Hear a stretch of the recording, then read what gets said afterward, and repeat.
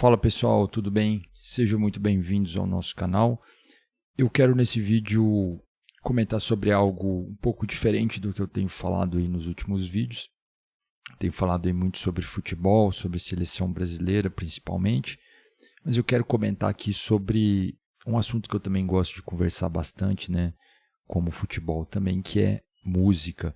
E eu resolvi fazer esse vídeo porque tem um álbum aí clássico aí que ele vai completar 50 anos em 2023, que é um álbum de 1973, né? Que é o Selling England by the Pound, é o álbum da banda Genesis, que nesse ano vai completar aí 50 anos, né? Então eu queria falar um pouco da banda Genesis e recomendar 4 discos, né? 4 discos que eu considero essenciais na discografia clássica do Genesis, né? Essa banda ela durou muito tempo, né? Depois o Phil Collins fez carreira solo, né? E no começo era o Peter Gabriel, né? Nos vocais, né?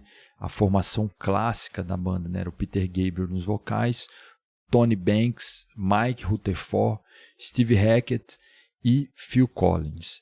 O Phil Collins tocava bateria e também fazia alguns vocais ali, e com a saída do Peter Gabriel, ele assumiu os vocais. Eu vou falar dos discos aqui, recomendar 4 discos, na era do Peter Gabriel.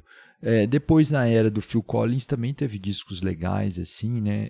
Eu, particularmente, prefiro mais a época do Peter Gabriel, né? Mas eu vou falar aqui 4 discos que são essenciais, né? O Genesis é uma banda ali no auge ali do rock progressivo, né? Na década de 70 ali na Inglaterra. Então a gente vê que essa época aí foi bem marcante aí, né? Principalmente a década de 70 e o início, né? Essa década, esse inicinho de 70, né? 70, 71, 73, né? 1973 tem vários discos aí clássicos aí dessa época. Então ali na Inglaterra, né, estava acontecendo esse movimento, né, de a formação clássica ali das bandas, né, era guitarra, baixo, bateria e um sintetizador, né. Então a gente tinha o Deep Purple, tinha o Pink Floyd, né, o King Crimson, Emerson, Lake and Palmer. Então tinham várias bandas ali nesse movimento ali.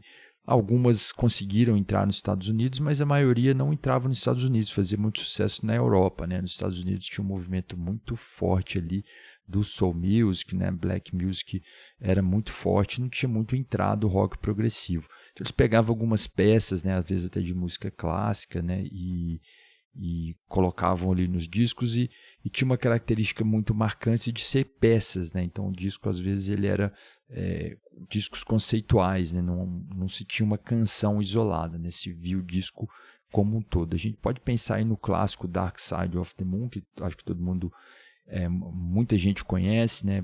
Por mais que não conheça o Pink Floyd, mas já viu aquela imagem em algum lugar, né? O próprio The Wall. Então eram obras assim que eram óperas ali, né? Realmente. Então representava ali toda uma história, né? Tinha toda uma história do início até o final do disco. Bem, então vamos falar aí desses discos aí que eu considero aí essenciais para você conhecer e entender, e você quer conhecer sobre essa banda Genesis, mesmo você que é músico também, acho que é importantíssimo você escutar essa banda, que eram grandes músicos. Eu aprendi demais bateria com o Phil Collins, assim, né? Foi um grande professor para mim. Bom, eu vou começar aqui pelo Nursery Crime. O Nursery Crime é o terceiro álbum de estúdio, né, do Genesis. Foi lançado em 12 de novembro de 71. E ele foi o primeiro, né, que apresentou o baterista Phil Collins, né, e o guitarrista Steve Hackett. Então essa foi a formação clássica aí, né, lendária aí do Genesis, né. Então foi um disco que ele já teve assim uma diferença muito grande, né, do primeiro disco, né, ali na verdade tem um primeiro disco que é muito renegado, mas talvez ele do segundo disco, né, que é o Tree Pass, que é considerado o primeiro, mas na verdade o Genesis lançou um antes, né. Eu acho que o primeiro é de 1969. E aí o Three-Pass em 70, mas aí do Three-Pass, que é um bom disco também para o Nursery Crime, já tem uma diferença de produção musical muito legal. Então é um disco também que vale a pena escutar, né? E tem canções ali incríveis ali, né? Bom, eu vou falar aqui também do Foxtrot. Foxtrot é de 1972, foi a sequência depois do Nursery Crime, que foi um grande sucesso. O Foxtrot é um dos meus favoritos, eu escutei muito esse disco, nossa, perdi as contas de quantas vezes eu escutei esse disco. E o que mais me impressionava era a música de entrada, a introdução ali no sintetizador, é uma música realmente incrível, né?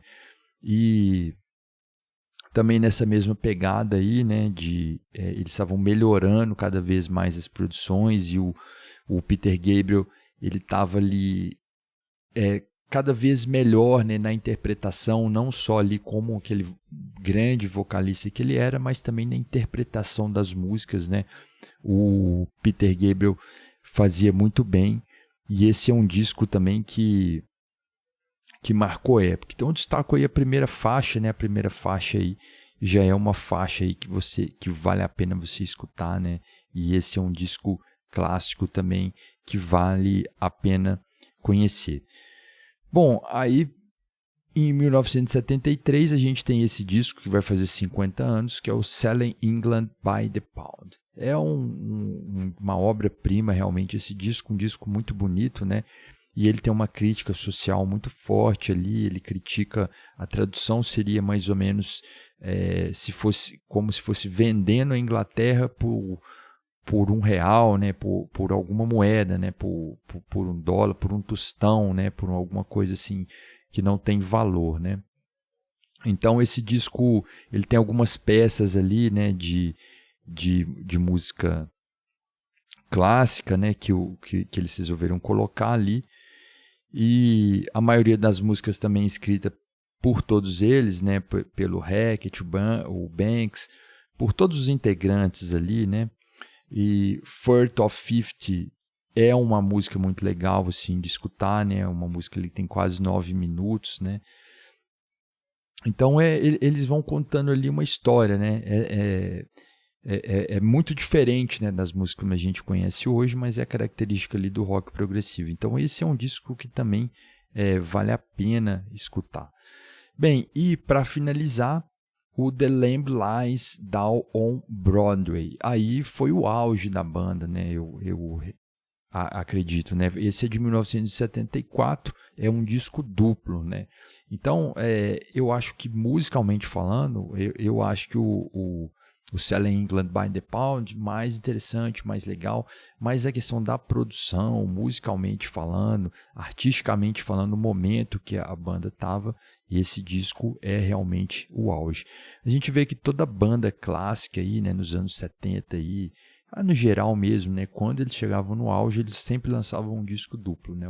Os Beatles têm o álbum branco, né? O Pink Floyd tem o The Wall. E todo mundo quando chegava no auge, né, o Led Zeppelin também lançou seu disco duplo, né, o Physical Graffiti, todo mundo lançava o disco duplo, e com o Genesis não foi diferente. Então depois desse disco aí, que foi um sucesso estrondoso, né, o próprio Selling England by the Pound estourou assim, né, e já era um grande sucesso fora da bolha ali do rock progressivo, né, chegava a tocar até algumas músicas na rádio mesmo, né. E aí esse disco marcou aí também a saída também do Peter Gabriel, né? Ele foi o último disco que contou com ele como vocalista ali da banda. Também chegou nas paradas da Billboard, né? Até nos Estados Unidos, ele já estava entrando nos Estados Unidos, e é um disco clássico aí da banda Genesis. Então é isso aí, pessoal, um breve resumo aí dessa grande banda que vale a pena escutar com certeza, que é o Genesis, e esses 4 discos que eu considero aí essencial. Deixa eu te falar de vários aí que eu acho legais, mas esses aí vale a pena escutar, vale a pena você gastar o seu tempo ali para escutar essas obras-primas. Então fico por aqui, um abraço a todos e até a próxima.